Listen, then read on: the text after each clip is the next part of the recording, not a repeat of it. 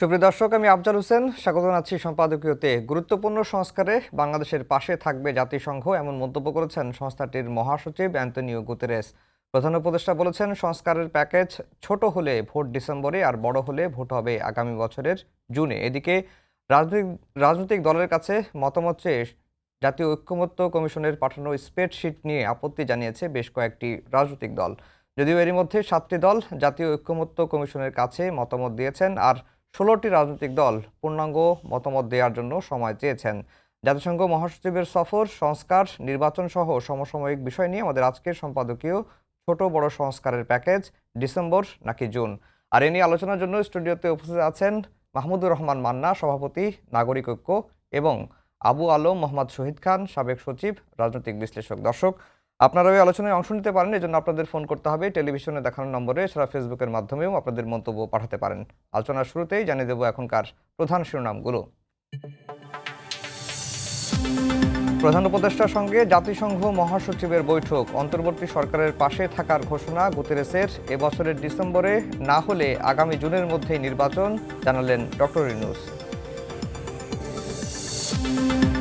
মুসলিম বিদ্বেষ থেকেই মিয়ানমারে হত্যাযজ্ঞ, মর্যাদাপূর্ণ প্রত্যাবাসন সমাধান, বললেন জাতিসংঘ মহাসচিব। রোহিঙ্গাদের ফেরাতে লড়াইয়ের অঙ্গীকার প্রধান উপদেষ্টার। প্রশাসনের দুর্বলতায় পার পেয়ে যাচ্ছে অপরাধীরা, দাবি বিএনপি নেতাদের। বিচার না হলে সরকারের ভাবমূর্তি নষ্টের শঙ্কা, ক্ষমতা এলে গণহত্যার বিচারের প্রতিশ্রুতি। দেশের স্বার্থ বড় করে দেখতে ব্যর্থ রাজনীতিবিদরা, মন্তব্য জামায়াতের আমিরের। প্রয়োজনীয় সংস্কারের মাধ্যমে ঐক্যের রাজনীতি প্রতিষ্ঠিত হবে, আশা মামুনুল হকের।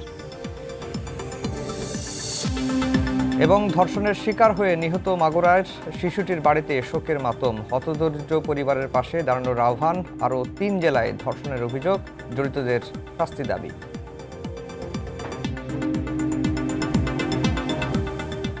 দর্শক, শিরোনাম শুনছিলেন। আমরা আজকের আলোচনার বিষয় দিয়েছি ছোট বড় সংস্কারের প্যাকেজ, ডিসেম্বর নাকি জুনে নির্বাচন।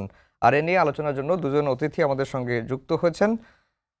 আবু আলম শহীদ খান, আপনাকে দিয়ে আলোচনাটা শুরু করতে চাই যে রোহিঙ্গাদের এখনও পর্যন্ত ফেরানো যায়নি। 12 লাখ রোহিঙ্গা আমাদের দেশে রয়েছেন, এবং এরই মধ্যে মানবিক সহায়তার পরিমাণটাও কমে গেছে। জাতিসংঘ মহাসচিব সফর করেছেন, নানা রকম প্রতিশ্রুতি দিয়েছেন, বাংলাদেশের পাশে থাকার প্রতিশ্রুতিও তিনি পুনর্ব্যক্ত করেছেন। আসলে প্রত্যাবাসনের ভবিষ্যৎ কি দেখছেন, যেহেতু ডক্টর মোহাম্মদ ইউনূস বলেছেন তিনি লড়াই চালিয়ে যাবেন? হ্যাঁ, ডক্টর মোহাম্মদ ইউনূস তো ভালোভাবেই বলেছেন যে লড়াই চালিয়ে যাবেন, লড়াই তো চালিয়ে যেতে হবে, এবং সেই লড়াই তো একটা ডিপ্লোম্যাটিক লড়াই, আশা করি সেরকম লড়াইয়ের কথাই উনি বলেছেন। কারণ আমরা তো কোনো এটার সামরিক সমাধান নেই, এটা পরিষ্কার। আর জাতিসংঘের মাধ্যমে কত দূর সমাধান হবে সেটাও একটু আমাদেরকে গভীরভাবে আলোচনা করতে হবে। কারণ এইটা তো বাংলাদেশের সাথে মায়ানমারের দ্বিপাক্ষিক ইস্যু, এবং সেখানে আপনি মায়ানমারের সরকারের উপরে চাপ দিতে পারে, জাতিসংঘ তো অবশ্যই চাপ দিতে পারে। তো আমি যদি গাজার কথা চিন্তা করি, প্যালেস্টাইনের কথা চিন্তা করি, অন্যান্য জায়গার কথা চিন্তা করি, ইভেন এখন যে রাশিয়া এবং ইউক্রেনের মধ্যে যুদ্ধ চলছে, তো ওখানে জাতিসংঘ কি করে? অনেকে তখন বলে যে জাতিসংঘ একটা দন্তহীন একটা প্রতিষ্ঠান, এবং তাদের যে কোনো নিতে পারে, তারা প্রস্তাব নিতে পারে, সাধারণ পরিষদে পাশও হয়, বাট সেটা কার্যকর হয় না। সেই কারণে এখানে যেটা করা দরকার, এবং সবসময় বলা হচ্ছে যে এখানে যারা চীন, ভারত, রাশিয়া এবং আমেরিকা, এই 4টা দেশের মধ্যে একটা মতৈক্য হতে হবে এই রোহিঙ্গা পুনর্বাসনের বিষয়ে। তার মধ্যে তো আরাকান রাজ্যে অনেক সমস্যা থাকে, সেখানে আরাকান আর্মি, তারা লিবারেশন আর্মি যুদ্ধ করছে, এবং যুদ্ধ চলছে, কিছু জায়গাও তারা দখল করে ফেলেছেন। সেখানে একটা ভোটও হবে নাকি এরকম ঘোষণা আছে, কীরকম ভোট হয় সেটাও দেখতে হবে, সেখানকার সরকার কেমন সেটাও দেখতে হবে। সব মিলিয়ে এটা একটা জটিল ইস্যু, এবং এটার সমাধান করা আমাদের জন্য খুবই জরুরি। কেন যে 12 লক্ষর কথা বললেন, তারা এখন 12 লক্ষ আছে কিনা সেটাও চিন্তা করতে হবে, কেন রোহিঙ্গা শিবিরে আপনার জন্মের হার অনেক বেশি। তো তারা বেড়ে যাচ্ছেন, এবং আরও কিছু হয়তো গোপনে চলে আসতে পারেন, চলে আসছেন। তো এই অবস্থায় এই সমস্যার সমাধানে এই 4টা দেশের কথা যাতে বললাম, আমেরিকা, রাশিয়া, চীন এবং ভারত, তাদেরকে নিয়ে মতৈক্যে আসতে পারলে, জাতিসংঘ যদি সেটা করিয়ে দিতে পারে, তাহলে হয়তো আমাদের তাদের পুনর্বাসনের ব্যাপারে বা তাদের প্রত্যাবাসনের ব্যাপারে আমরা হয়তো কিছুটা এগিয়ে যেতে পারবো। এবং আমাদের গভর্নমেন্টের সেটা ডক্টর ইউনূসের গভর্নমেন্ট হোক বা ভবিষ্যতে যে নির্বাচিত সরকার আসবেন, কেন ডক্টর ইউনূসের হাতে লড়াই করার সময় আছে উনার ঘোষণা মোতাবেক। যদি ওই যে জুন ছোট পর্যন্ত। প্যাকেজ বড় প্যাকেজ মাঝারি নাই, মাঝারি থাকলে আরও খুশি হতাম আমি। তো এই প্যাকেজে ছোট প্যাকেজে ডিসেম্বর, তাহলে ওনার হাতে সময় আছে এখন থেকে 8 মাসের মতো, মার্চ মাস, তো 8 মাসের মধ্যে ধরতে পারেন। আর যদি বড় প্যাকেজ হয় জুন মাস, তাহলে 1 বছরের মতো সময় আছে। 1 বছরের মধ্যে এই সমস্যার সমাধান হয়ে যাবে এমনটা আমি ভাবতে পারছি না এখন। জি, মান্না ভাই, 12 লাখের বেশি হবে রোহিঙ্গা বাংলাদেশে আশ্রয় পেয়েছে, তাদেরকে দেখভাল করছে এবং বিভিন্ন আন্তর্জাতিক সংস্থা মানবিক সহায়তার পরিমাণটাও কমে গেছে এবং আমরা খবরাখবর দেখতে পাচ্ছি যে রাখাইন রাজ্যে যে অবস্থা, তাতে শুধু রোহিঙ্গা না, আরও বিভিন্ন জাতিগোষ্ঠীও বাংলাদেশে প্রবেশের চেষ্টা করছে বা সুযোগের অপেক্ষায় আছে। এই পর্যায়ে জাতিসংঘের মহাসচিবের সফর এবং তার যে প্রতিশ্রুতি, বাংলাদেশের পাশে থাকার প্রতিশ্রুতি দিয়েছেন এবং কোনো সহযোগিতা লাগলে তাকে জানালে তিনি ব্যবস্থা নেবেন, তিনি তার সর্বোচ্চটুকু করবেন, এমনটাই কিন্তু বলছেন। তো আসলে জাতিসংঘের ভূমিকা রাখার সুযোগটা আসলে কতটুকু বলে মনে করছেন? হয়েছে কি, আলম যেরকম করে বললেন না, এরপরে তো আসলে ব্যাপারে বলবার মতো খুব কিছু নাই। হুম এগুলো তো বিয়ার ফ্যাক্টস বলেছে। ব্যক্তিগতভাবে গুতেরেস কতখানি ফিল করেন রোহিঙ্গাদের ব্যাপারে, আমাদের সমস্যার ব্যাপারে, সেটা তো অলটুগেদার ডিফারেন্ট। হুম উনি খুবই আন্তরিকভাবে কথা যা বলেছেন সেগুলো আন্তরিক বলেছেন, কিন্তু এই আন্তরিক কথা ট্রান্সলেটেড ইন্টু রিয়েলিটি এতদিন তো কিছু হয়নি, সব সাহায্য কমে যাচ্ছে একটার পর একটা, এবং আরও হয়তো কমে যাবে। এটা যে উনি বাড়িয়ে দিতে পারবেন এ তো তার ক্যাপাসিটির মধ্যেই নাই। হুম ঠিক একইভাবে মনে করেন যে রোহিঙ্গাদের ফিরিয়ে নেওয়ার ব্যাপারে ওই এই মিয়ানমার গভর্নমেন্ট যে চাপ তৈরি করবে, সে চাপ তৈরি করবার ব্যাপারেও তিনি কিছু করতে পারবেন না। উনি যে এলেন গতকালকে থেকে এই পর্যন্ত আছেন, ওখানে গেলেন 1 লাখ রোহিঙ্গার সঙ্গে বসে ইফতার টিফতার করেছেন, ভালো লেগেছে দেখে। কিন্তু আবার ওখানে মারাও গেছে কিন্তু একজন ওই ঝামেলার মধ্যে। যাই হোক, সেটা একদিকে রেখে দেন। উনি এটার মধ্যে দিয়ে নতুন কোনো মেসেজ তো দিতে পারেন নাই, শুধু বলেছেন আপনার কোনো দরকার যদি লাগে বলবেন আমাকে, আমি আপনাদের পাশে আছি। উনি তো পাশে আছেন all the way from Washington DC two এই জায়গায় এসছেন, দেখলেন, কথা বললেন, তাতে বোঝা যাচ্ছে যে উনি ফিল করেন, নিজের সচক্ষে দেখলেন এবং দেখে কথাবার্তা বললেন। আন্তরিকতা নিয়ে কোনো সমস্যা নেই। বাকিটা যেরকম করে আলম বলেছেন আমি এরকমই মনে করি, এটা দেখতে হবে। এবং যে 4টা দেশের কথা বললো, এই 4 দেশ মিলে কিছু করবে যে সেই সম্ভাবনা আমি আপাতত দেখছি না। এই মানে এতগুলো বছর ধরে কিছুই তো করেনি তারা। হুম এই যে জাতিসংঘ মহাসচিব আসে, সেটাও যে তাদের মধ্যে কোনো একটা মানে একটা প্রতিক্রিয়া তৈরি করেছে, তার ফলে প্রতিক্রিয়া তারা দেখিয়েছে, এরকমও না। মানে এখানে আমি খুব আশাবাদী জি, রয়েছি, এরকমই চলবে। আবু আলম শহীদ খান, আজকে যে অন্তর্বর্তীকালীন সরকারের প্রধান উপদেষ্টা ডক্টর মোহাম্মদ ইউনূস আবার নির্বাচনের প্যাকেজই বলবো তিনি ঘোষণা করেছেন এবং এই কথাটা তো তিনি আগেও বলেছেন, জাতির উদ্দেশ্যে ভাষণে তিনি বলেছেন যে সংস্কারে যদি বড় ধরনের সংস্কার করতে হয় তাহলে জুনের কথা বলেছেন, এরপর আবার মার্চের কথাও তিনি বলেছিলেন। আজকে আবার তিনি বলেছেন যে যদি ছোট সংস্কার হয়, রাজনৈতিক দলগুলো যদি একমত হয় তাহলে ডিসেম্বরে নির্বাচন হবে, আর বড় আকারে সংস্কার হলে তাহলে জুনে আবার নির্বাচনের একটা সম্ভাবনা তৈরি হচ্ছে। আপনি বলছিলেন যে মাঝারি কোনো প্যাকেজ নাই, আর জাতীয় ঐক্যমত্য কমিশনের যে সংস্কারগুলো নিয়ে মতামত চাওয়া রাজনৈতিক দলের কাছে এবং যে প্রক্রিয়ায় চাওয়া হয়েছে এমসিকিউ ফরম্যাটে, বা এটা নিয়েও তো আপত্তি রয়েছে। সব মিলিয়ে কি দেখছেন? আবার প্রেস সচিব একটি কথা বলছিলেন গত কালকে, দেখলাম যে কিছু কিছু সংস্কারের ক্ষেত্রে রাজনৈতিক দলগুলোর মতামত প্রয়োজন হবে না। সব মিলিয়ে সংস্কার এবং রূপান্তরের ভবিষ্যৎটা কোন দিকে যাচ্ছে?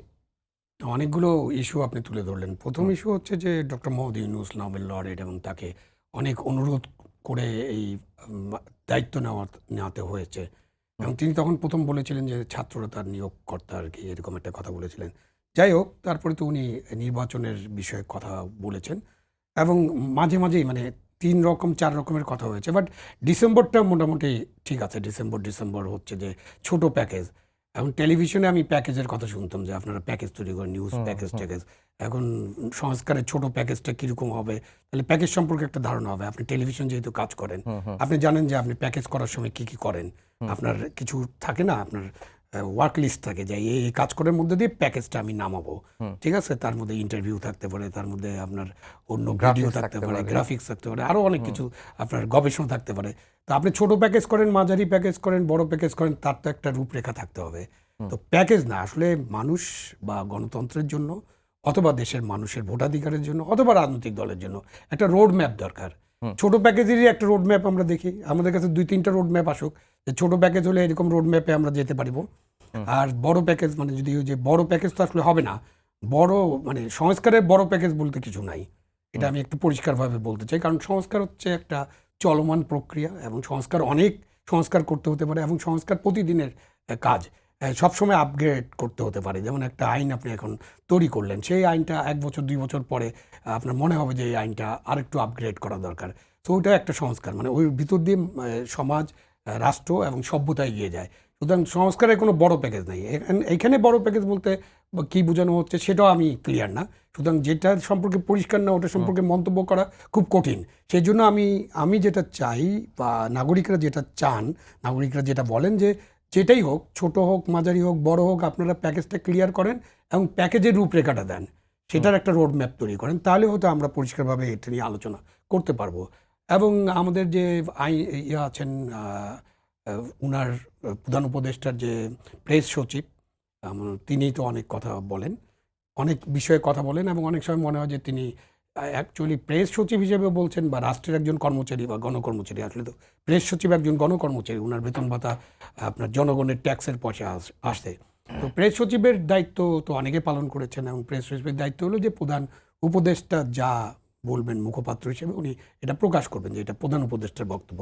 কিন্তু তার অনেক বক্তব্য শোনার সময় মনে হয় যে উনি প্রেস সচিব হিসেবে বলছেন না, উনি প্রধান উপদেষ্টার উপদেষ্টা হিসেবে কথা বলছেন অথবা একজন উপদেষ্টা হিসেবে কথা বলছেন। অনেক সিদ্ধান্তমূলক কথাবার্তা বলেন যেটা হয়তো প্রধান উপদেষ্টা তখনও প্রকাশ করেন নেই, বা আমি জানি না উনি এটাও বলেন না যে প্রধান উপদেষ্টা তাকে এই সিদ্ধান্তটা জাতিকে জানাতে বলেছে, এভাবে উনি বলেন না। He is a very genuine gentleman, খুবই ভালো মানুষ উনি এবং খুবই এফিশিয়েন্ট মানুষ। কিন্তু তার যে রোল, এই রোলের বাইরে যে তিনি অনেক সময় অনেক কথা বলেন, সেই জন্য তার কথা নিয়ে আসলে আমি আলোচনা করতে চাই না, ওটার উপর মন্তব্য করতে চাই না। জি, মান্না ভাই, একটা জিনিস জিজ্ঞাসা করেছিলেন যে এমসিকিউ, এটা যখন পাঠানো হয়েছিল আমি জানি না, মান্না ভাই তো একজন রাজনীতিবিদ, তারা নিশ্চয়ই এই পরীক্ষায় বসতে চান, বসতে পারেন ইচ্ছা করলে। বাট এই যে এমসিকিউ দিয়ে অলরেডি MCQ 7টি দল অলরেডি পরীক্ষা 7টি দিয়ে দল, এখন তাহলে আবার আমাদের দেশে তো 34টা না 33টা দলের কাছে পাঠানো হয়েছে। 37টা দলের কাছে। আচ্ছা 37টা, 33 বা 34 বলছিলেন আলী রিয়াজ, ওইটা আমার মাথায় আমরা বাজছে। 37টা। তো ঠিক আছে, আমরা 37টা দলের কাছে পাঠিয়েছি। প্রত্যেকটা দলের ওয়েটেজ কি সমান নাকি? প্রত্যেকটা দলের, এখন এখানে মান্না ভাই আছেন, মান্না ভাই একটা দল করেন, তো মান্না ভাইয়ের দলের ওয়েটেজ আর বিএনপির ওয়েটেজ কি একরকম হবে নাকি? কেন আমি যে ওয়েটেজটা দেই যে জনগণের ভোট, জনগণের পপুলারিটি, জনগণ কাকে সবচেয়ে বড় দল মনে করে।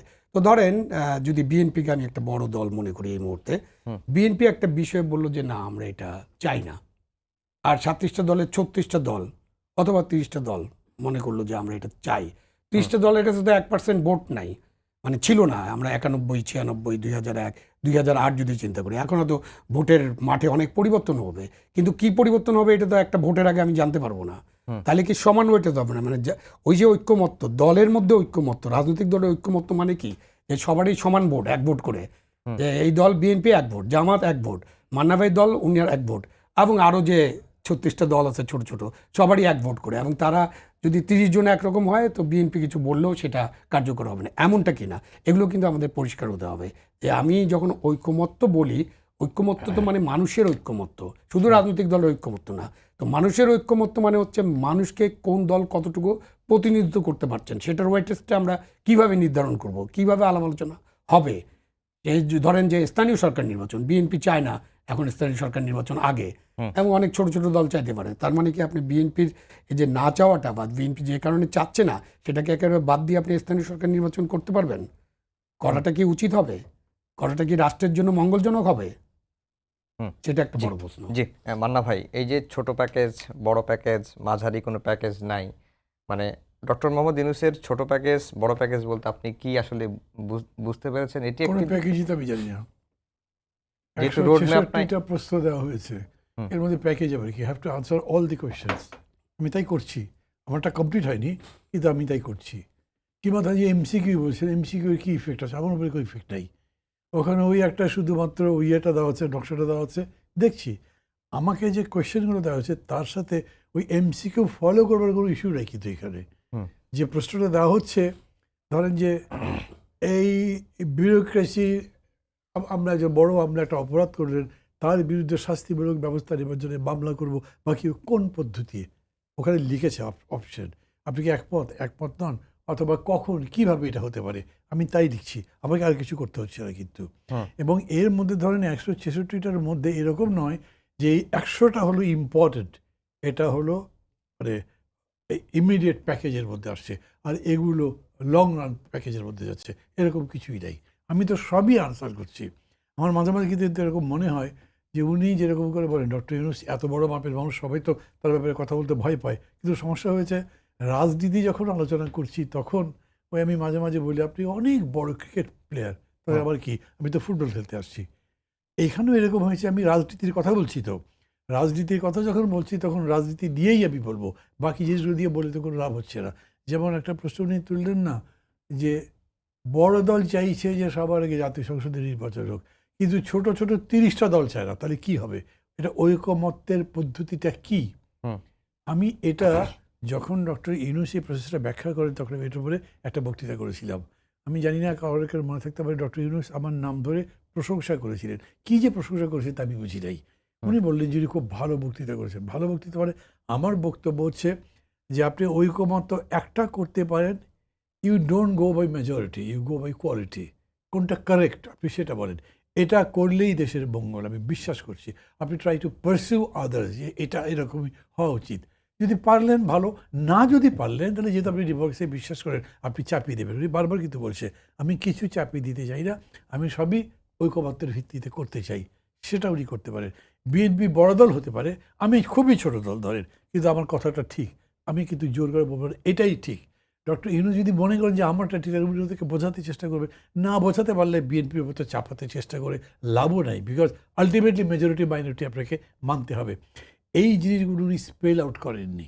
এবং আমার এরকমও মাঝে মাঝে মনে হয় যে এই যে মানে সংস্কার প্রক্রিয়া, যে পদ্ধতিতে আপনি ঐকমত্য গড়বেন বা যে পদ্ধতিতে আপনি ডিসিশন করবেন, সেটা সম্পর্কে আপনি এক ধরনের ধোঁয়াশার মধ্যে আছেন, এক ধরনের কনফিউশনের মধ্যে আছেন। উনি মাঝে মাঝে বলেন না মানলে ঠিক আছে আমি ছেড়ে দিয়ে চলে যাবো, ওরা যতদূর বলে সেটুকু দিয়ে চলে যাব।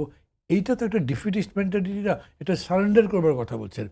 আপনি সংস্কার করবেন যখন বলছেন, এবং উনি কিন্তু বলে আমি যখন দায়িত্ব নিয়েছি তখন আমার একটা স্বপ্ন ছিল সংস্কারের, আই লাভ দ্যাট। উনি উনি অর্থাৎ সংস্কারের স্বপ্ন থাকতে হবে, আমারও সংস্কারের স্বপ্ন আছে। আমি মনে করি সংস্কারের মধ্যে দিয়েই দেশটাকে বদলানো যাবে, এবং সেইটা পারসিউ করেই করা যাবে, এবং সেটা যদ্দূর পারে যে জাতীয় ঐকমত্যের ভিত্তিতেও করা যাবে। তাহলে সবার সাথে কথাবার্তা বলতে হবে। 7 মাস ধরে কারোর সাথে কথা বলেন নাই, কোনো একটা বিষয় ধরে যেটা ডিবেট হচ্ছে বা ডিবেট হতে পারে সেটা নিয়ে কারোর সাথে কথা তো বলেন নেই। বড় একটা বিতর্ক চলতেছে যে আগে সংস্কার শেষ করব তারপরে ভোট করব, যেমন আমি মনে করি কোনো মানেই নেই। সংস্কারও চলবে, এটাও চলবে, এবং এর মধ্যে দিয়ে বাকি কাজটা হতে থাকবে। সংস্কার তো আপনার ইলেকশন হয়ে গেলে নতুন গভর্নমেন্ট আসে, সেও তো এটা করতেই থাকবে, এটা তো বন্ধ হওয়ার মতো বিষয় নয়। তো এইরকম অনেকগুলো বিষয় আছে। আর এর মধ্যে হয়েছে কি, ধরেন 166টা প্রশ্ন হলে কিন্তু খেয়াল করবেন আপনার 15টা কমিশন করা হয়েছে। তার মানে আপনি এর মধ্যেও কিন্তু এডুকেশন ধরেন নাই, তারপরে ধরেন যে লোকাল গভর্নমেন্ট ধরেননি, অনেকগুলো বিষয় কিন্তু আলাদা করে এখনো কমিশন করাই হয়নি। সেগুলো বাদেও যতগুলো করেছে সেটাই আপনার একটা ডিকশনারি হয়ে গেছে। এটা যদি আপনারা আনসার লিখতে যান তাহলে আরও বড় ব্যাপার। তো এত বড় ব্যাপারটা কম্পাইল করে আপনি এক জায়গায় যাবেন, কত স্টুপেন্ডাস আছে, একদম আপহিল। এইটা যদি আপনি ধরতে পারেন, ধরেন যদি, তাহলে আপনার অ্যাপ্রোচটা ভিন্ন হবে। সেইখানে অল্প যদি চান তাহলে অল্প দেবো, বেশি যদি চান বেশি দেবো, এটা মানে আমার কাছে আই এম সরি, আমার ল্যাঙ্গুয়েজ কীভাবে আমি বলবো তা বুঝতে পারছি না। এটা তো আপনার, এটা তো কী বলবো, তো খেলতে বসি না, আচ্ছা ভাই রাজি, ওরা যাও বাদ দিয়ে দিলাম, এখন খেলা চুক্তি দিয়ে দিলাম, বন্ধ করলাম, তাতে আপনি করতে পারেন না। বিকজ আপনি খেয়াল করেন আজকে গতকালকের দিনে একটা মেয়ে কীভাবে মারা গেছে। আপনি সংস্কারের মধ্যেই প্রোগ্রাম আসে নাই, কিন্তু আপনি দেশটার সংস্কার এমন করতে চান যাতে এগুলোও বন্ধ হয়, তাই তো? আপনার কালচারের মধ্যেও তো সংস্কার আসবে, রাজনীতির মধ্যেও তো আপনি সংস্কার আনবেন। আপনি ডেফিনেটলি শুধুমাত্র হয়তো পলিটিক্স বলছেন, কনস্টিটিউশন বলছেন, ইলেকশন প্রসেস বলছেন, যেগুলো দৃশ্যমান, যেগুলো আপনি ল বাই ল চেঞ্জ করে করবেন, কিন্তু একই সঙ্গে আপনি তো মেন্টাল মেকআপ চেঞ্জ করতে চেষ্টা করবেন। আপনি সামগ্রিকভাবে রাজনীতিটাকেই একটা কোয়ালিটি দেওয়ার চেষ্টা করবেন। সেটা যদি না করেন তাহলে কিছুই তো টিকবে না। একবার আপনার সবাই মিলে আমরা উপজেলা পরিষদ করলাম, আরেক সব পার্টি গেল, ক্ষমতা যাওয়ার পরে বাতিল করে দিল। তো বাতিলও তো করে দিতে পারে, ওরকম করলে তো হবে না। আপনি এখন চার্টারের কথা বলছেন, কিন্তু বলছেন যে জুলাই চার্টার করবেন। সেই জুলাই চার্টার করলাম, কিন্তু তার মধ্যে আমি 2/3 মেজরিটি পেয়ে গেছি অথবা অ্যাবসলিউট মেজরিটি পেয়ে গেছি, তখন কিছু মানব না, তখন কি করবেন? সবই ভেবে আপনাকে যদি বলতে হয়, তাহলে এইরকম করে কথা বলা ঠিক হবে না। আমি মনে করি বরঞ্চ বলতে হবে যে এই আমরা মিন করছি, বেয়ার মিনিমাম একটা ভালো নির্বাচনই হলো আমাদের দরকার। সেই ভালো নির্বাচনের জন্য এই জিনিস লাগবেই, এবং সেটা করতে আমাদের এত সময় লাগবে।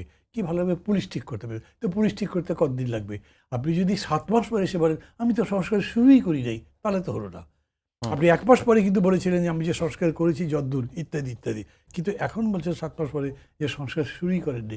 এবং পুলিশের ব্যাপারে খেয়াল করেন, এই যে ছাত্ররা যে পার্টি করেছে, আমি এদেরকে কোনো রকম মানে একটা নেগেটিভ সমালোচনা করতে চাই না, তারপরেও তাদের নামে তো ট্যাগ লাগছে কিছু কিছু। তারাই এসে বলছে যে পুলিশ তো কিছুই এগোয়নি। তার মানে কি দাঁড়ালো? স্যার বলছেন যে ওরাই এত বড় জিনিস করেছে, এর পরের ব্যাপারে তাদের একটা দায়িত্ব আছে, তাদেরকে আমাদের অনার করা উচিত, তাদেরকে আমাদের সম্মান দেওয়া উচিত। সেটা যদি দিতে যান তাহলে তাদের কথাটা সম্মান দেবেন, পুলিশ তারপরে কিছুই করেনি, হুইচ ইজ এ ফ্যাক্ট। এই পুলিশ আপনি নির্বাচন করতে পারবেন না। তাহলে টোটাল জিনিসটা যদি মিলান না, তাহলে খুব বেশি আশার করে চিত্র দেখেন না। জি, আবু আলম শহীদ খান খুব বেশি আশার চিত্র মান্না হয় দেখছেন না। আরেকটি বিষয় বলে রাখি যে 7 মাস হয়ে গেছে, এখনো মানে ঐক্যমত্য কমিশনের বৈঠকই মনে হয় হয়নি, এবং সংস্কার প্রস্তাবগুলো এখনো খসড়া পর্যায়গুলোই আছে, এবং এখনো বাস্তবায়ন তো আরও অনেক দূরের কথা। এবং এই অন্তর্বর্তী সরকার জন আকাঙ্ক্ষা বাস্তবায়নের জন্যই কিন্তু তাদেরকে সকল রাজনৈতিক দল মিলেই ডক্টর মোহাম্মদ ইউনূসকে ক্ষমতায় বসিয়েছে।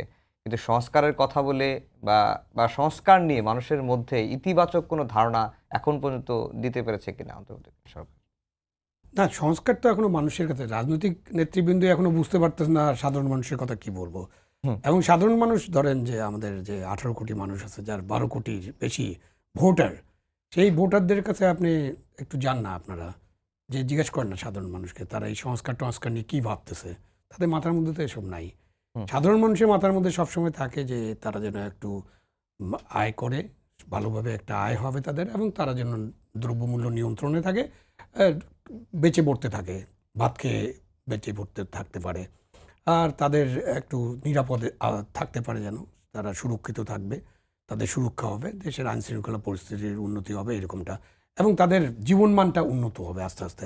একদিনে একজন সাধারণ মানুষ চিন্তা করে না সে টপ লেভেলে চলে যাবে, সাধারণ মানুষের জীবনমানটা উন্নত হবে। এই তিনটা জিনিস নিয়ে সাধারণ মানুষের আসলে কনসার্ন।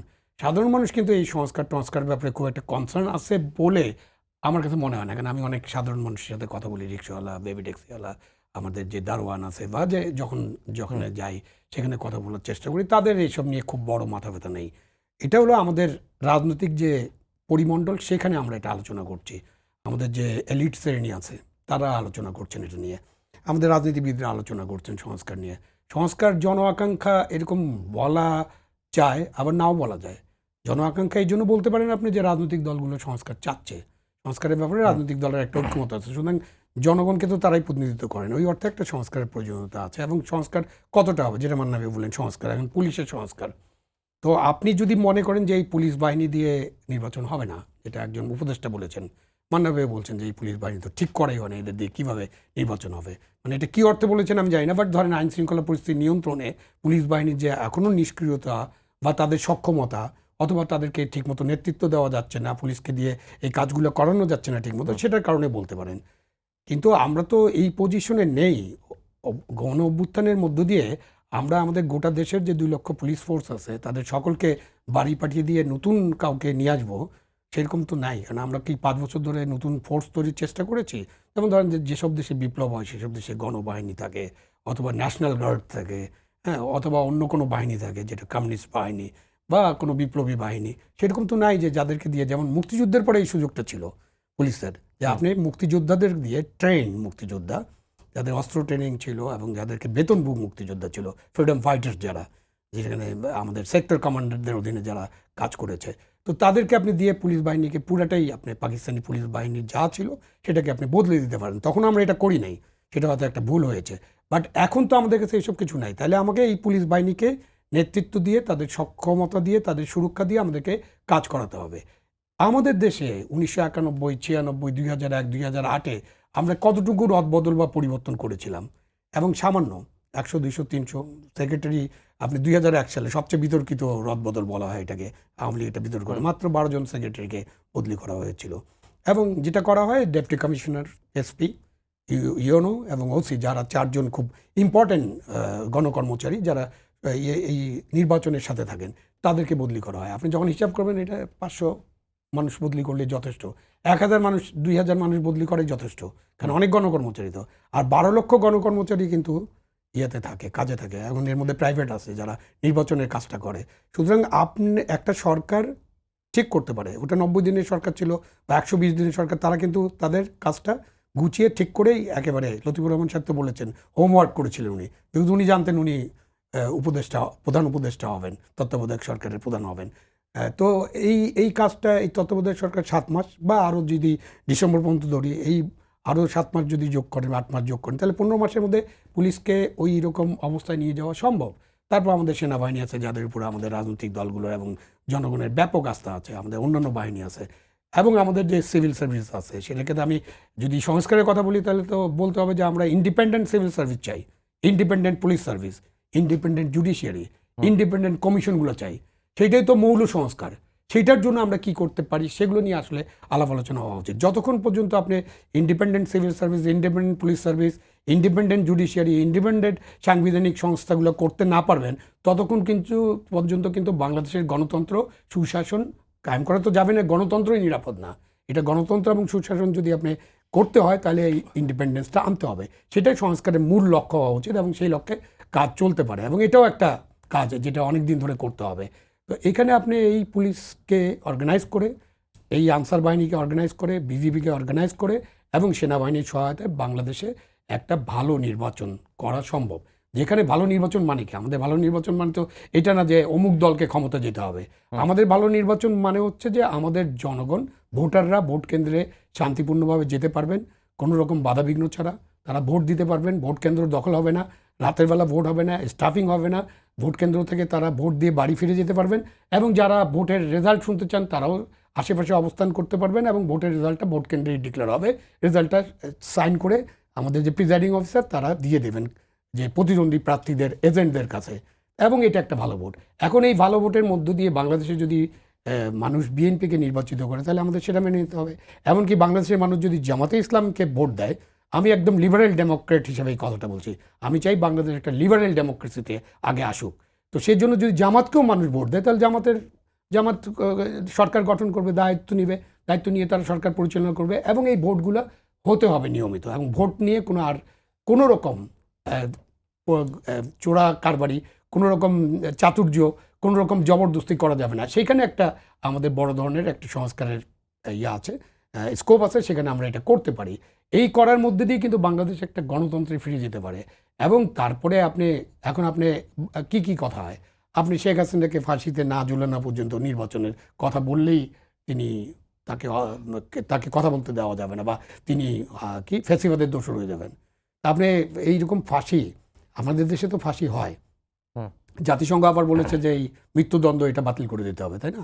জাতিসংঘ আবার বলেছে ইনক্লুসিভ নির্বাচন করতে হবে, আমরা ওইসব আলোচনা নাইবা গেলাম। তা আপনি এই মৃত্যুদণ্ড কার্যকর করা তো একটা 10, 15, 20, 25 বছরের পরিকল্পনা। তাহলে কি দেশে হয়তো সাজিদ সালাম এইভাবে এটা বলতে চান নাই, কিন্তু তারপর তো কোনো ব্যাখ্যাও দেননি উনি। হয়তো উনি বলছেন যে আমাদের বিচারটা একটু তাড়াতাড়ি করা হোক, এবং আপনি বিচার তাড়াতাড়ি করা হোক এটাও তো আপনি দাবি করতে পারেন, বাট এটা তো বিচার বিভাগের বিষয়। তারা ঠিক করবেন তারা কিভাবে বিচারটা করবেন, কতটুকু সময় দেবেন, কতটুকু ডিফেন্সকে সময় দেবেন, এবং এইভাবে তো বিচার প্রক্রিয়া এগিয়ে যাবে। সুতরাং বিচারের সাথে নির্বাচন, সংস্কারের সাথে নির্বাচনকে যুক্ত করে দেওয়া মানে হচ্ছে নির্বাচনের যে দাবি বা জন আকাঙ্ক্ষা কিন্তু নির্বাচন। কারণ 14, 18, 24 কিন্তু মানুষ ভোট দিতে পারেনি, এবং ডক্টর ইউনূস যখন ওখান থেকে ফিরছিলেন প্যারিস থেকে, তখন কিন্তু তার অনেক আলোচনার মধ্যে এটাও বলছিলেন যে মানুষ ভোট দিতে পারেনি, মানুষের ভোটের অধিকার নিশ্চিত করা তার একটা প্রধান কাজ। এবং সেই কাজটার ব্যাপারে এখন দেখছি যে খুব এলোমেলো অবস্থা, খুবই আচ্ছা অবস্থা, স্বচ্ছতা নেই। জি মান্না ভাই, ভোট কবে এটি নিয়ে আসলে এলোমেলো অবস্থা, নানারকম ধোঁয়াশা, বিএনপি সন্দেহ সংশয়ে রয়েছে। আপনিও কি এরকম সন্দেহ সংশয়ের মধ্যে আছেন কিনা? মানে হয়েছে কি জানেন, আমি তো সন্দেহ করতে চাই না, আমি স্পষ্ট থাকতে চাই। কিন্তু ডক্টর ইউনূস প্রায় লাগাতারভাবে বলছিলেন ডিসেম্বরে ভোট হবে, ডিসেম্বরের মধ্যে অনেকদিন ধরে বলছিলেন। হঠাৎ করে এর মধ্যে একদিন আপনার ওই যে নতুন পরিবেশ উপদেষ্টা, হ্যাঁ। উনি বললেন যে ভোট জুন মাসে হতে পারে। তার একদিন না 2 দিন পরে নতুন পার্টি জড়ো, সেখানে আপনার নাহিদ ইসলাম বললেন এই বছর ভোটের কোনো সুযোগ নেই। তার পরেই স্যার বললেন যে ভোট হয়তো জুন মাসে হতে পারে, মার্চের দিকে হতে পারে। হাউ কাম?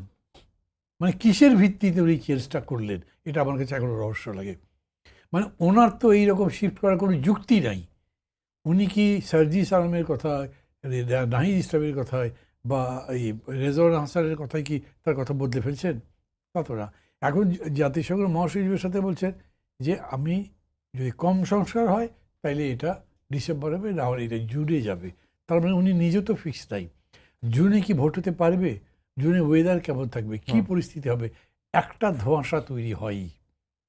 উনি কেন এরকম বললেন এটা নাই। তার সাথে খেয়াল করেন, এখন পর্যন্ত আমাদের রাজনীতিতে ওই কুৎসিত ক্লেদ আসছে না, কিন্তু ভেতরে ভেতরে তো কথা হচ্ছে।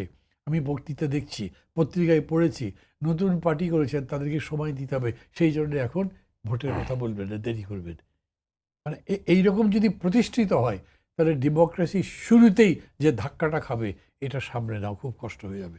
এই জন্যে আমি এরকম প্রশ্ন বেশি তুলতে চাই না। আমি মনে করি যেটা বুঝেই উনি বলেছেন নিশ্চয়ই তার কারেকশন করে বলবেন, যাতে আমরা একটা স্মুথ সেলিং করতে পারি, সেটা তার করা উচিত। তা যদি আপনি না করতে পারেন, একটা সংশয় নিয়ে যার যাত্রা, সেটা সার্টেনটিতে শেষ হওয়া খুব ইজি না। কিন্তু এবং তাও ভোটের ব্যাপারে যদি সংশয় থাকে তখন সবাই তো গার্ড দিতে থাকবে, নিজের জায়গা সলিড করতে চাইবে, এবং সেটা করতে যাওয়াই বা না হলো পরস্পরের মধ্যে শক্তির প্রতিদ্বন্দ্বিতা লেগে যাবে। এগুলো সচেতনভাবে বোঝা দরকার। দেখেন, একটা জিনিস হতে পারে কি, ওই যে ডক্টর ইউনূস বলেছিলেন প্রথমেই, আমাদের এখানে যারা যারা আছে উপদেষ্টা, তারা সবাই নিজ নিজ জায়গায় সাকসেসফুল, কিন্তু যে জায়গায় কাজটা করতে আসে রাজনীতির, সেখানে তাদের অভিজ্ঞতাই নাই। ডক্টর ইউনূস একবার ফেল করে গেছেন, দেখা গেছে। ঠিক আছে, তার থেকে কোনো সমস্যা নেই, আবার যদি করেন সবাইকে নিয়ে তাহলে হতে পারে, কিন্তু সেটা তারা করছেন না। তারা রাজনীতির চর্চাটা করছে না, কিন্তু অ্যাডমিনিস্ট্রেশন ইজ অ্যাবসলিউটলি পলিটিক্স, এটা বুঝতে হবে। জি, আবু আলম শহীদ খান, আমরা শেষের দিকে চলে এসেছি যে ভোটের রোডম্যাপ দিতে আসলে এই সরকারের দ্বিধা কোথায়? এক এক সময় এক এক কথা বলা হচ্ছে, ছোট প্যাকেজ, বড় প্যাকেজ, জুন, মার্চ, ডিসেম্বর। আসলে অ্যাজ ইট ইজ রোডম্যাপ দিতে দ্বিধাটা কোথায়? যেটি মান্না ভাই বললেন যে এই ধারণা যদি মানুষের মধ্যে তৈরি হয় যে নতুন দল এনসিপিকে সময় দিতেই নির্বাচনের তারিখ পেছানো হবে বা দেরিতে নির্বাচন করা হবে, এই ধারণা যদি প্রতিষ্ঠিত হয়ে যায় মানুষের কাছে, তাহলে গণতন্ত্র তো শুরুতেই হোঁচট খাবে। না, এটা তো হলো ডক্টর ইউনূস সাহেব যখন দায়িত্ব নেন তখন আমার কাছে মনে হয়েছে যে আমাদের যে অধরা স্বপ্ন, মানে ৭১-এর মুক্তিযুদ্ধের স্বপ্ন, আপনার ৯০-এর গণ অভ্যুত্থানের স্বপ্ন এবং ২৪-এর গণ অভ্যুত্থানের স্বপ্নের মধ্যে আমি খুব একটা পার্থক্য দেখি না। আমরা সবসময় ওইটা অসাম্প্রদায়িক একটা বাংলাদেশ, একটা গণতান্ত্রিক বাংলাদেশ, সাম্যের বাংলাদেশ, বৈষম্যহীন বাংলাদেশ, এগুলোই তো কথা, এগুলোই কয়েন। ওটা ৭১-এ ছিল, ৯০ ছিল এবং ২৪-এও আছে। তো এখন এটা ছিল যে অধরা স্বপ্নের দিকে অনিশ্চিত যাত্রা। এখন অনিশ্চিত যাত্রাকে নিশ্চিত করার জন্য তো আপনাকে পরিষ্কার থাকতে হবে। আপনি তো নিশ্চিত কিছু বলা যাচ্ছে না। এখন ধরেন যে তাদের কোথায় দ্বিধা, তারা এটা পরিষ্কার করতে পারবেন, এটা আপনাদের কাজ। আপনারা তাদেরকে জিজ্ঞাসা করেন যে আপনাদের দ্বিধা কোথায়, তো তারা নিশ্চয়ই উত্তর দেবেন। প্রথম যেটা দরকার, যে আমি উপদেষ্টা পরিষদের যারা সদস্য আছেন তারা এক একজন এক এক রকম কথা বলেন কেন, এটা একটা প্রশ্ন। যেমন মান্নাফে বললো যে, রেজওয়ানা বললেন যে ভোট হবে জুলাই মাসে, তার আগে ইউনূস সাহেব বলছেন ডিসেম্বরে ভোট হবে, আবার ইউনূস সাহেব চেঞ্জ করছেন। তাহলে ওনারা একটু নিজেরা বসুক, এই ফরম্যাটেই যদি তারা থাকতে চান, এই যে সরকার যেটা আছে, তাহলে তারা বসে ঠিক করুক যে আমরা কি করব, আমাদের স্পষ্ট কথাটা কি হবে, এবং সেটাই সবাই বলবেন। তাহলেই কিন্তু একটা যে সরকার, অন্তর্বর্তীকালীন সরকার, তাহলে এই যে আপনার জনমনে একটা সন্দেহ অবিশ্বাস সৃষ্টি হবে না। সুতরাং তারা ইউনূস সাহেব যা বলবেন, অথবা রেজওয়ানা যা বলবেন, অথবা আরেকজন সালাউদ্দিন সাহেব যা বলবেন, সালেউদ্দিন সাহেব, তারা যা বলবেন এক কথা বলবেন যে আমরা এই ভোটের ব্যাপারে বা নির্বাচনের ব্যাপারে আমাদের চিন্তাটা এই পরিষ্কার। আমাদের যে প্রেস সেক্রেটারি, উনিও একই কথা বলবেন, কারণ উনিও মাঝে মাঝে ওই ডিসেম্বর, মার্চ, জুলাই এরকম কথা বলে ফেলেন। তো এইখানে আপনার তাদেরকে ঠিক করতে হবে, দ্বিধাহীন চিত্তে ঠিক করতে হবে, কারণ তাদেরকে তো ভোট করতে হবে। এখন অনেক আলোচনার পরে বাংলাদেশের জন্য এখন সবচেয়ে বিকল্প, সর্বশ্রেষ্ঠ বা সবচেয়ে ভালো সমাধান কি? ভোট, এবং একটা ভালো ভোট। সবচেয়ে সমাধান একটাই সমাধান। তো আপনি অনেক দিন ধরে অনেক কিছু, অনেক সংস্কার, অনেক কিছু করার চেষ্টা করতে পারেন, কিন্তু আপনি যদি একটা ভোট না হয়, আপনি তো গণতন্ত্রে যেতে পারবেন না। আপনারা ফেসিবাদকে আপনি বিতরণ করেছেন, বা ফেসিবাদ পালিয়ে গেছে, বা ফেসিবাদ সরে গেছে, বা ফেসিবাদের পতন হয়েছে। তো ফেসিবাদের উল্টো জিনিসটা কি? ফেসিবাদের উল্টো জিনিসটাই তো গণতন্ত্র। তো ফেসিবাদকে সরানো তো একটা রাজনৈতিক সিদ্ধান্ত ছিল, ওটা রাজনৈতিক, অন্য কোনো অর্থনৈতিক মুক্তি, সাম্য এসব তো ছিল না। তো আপনার এই রাজনীতিতে আপনার পাল্টা জিনিসটাই হচ্ছে একটা নির্বাচন, ভালো নির্বাচন, এবং ভালো নির্বাচনের মধ্য দিয়ে দায়িত্ব দেওয়া যাদেরকে জনগণ পছন্দ করবে।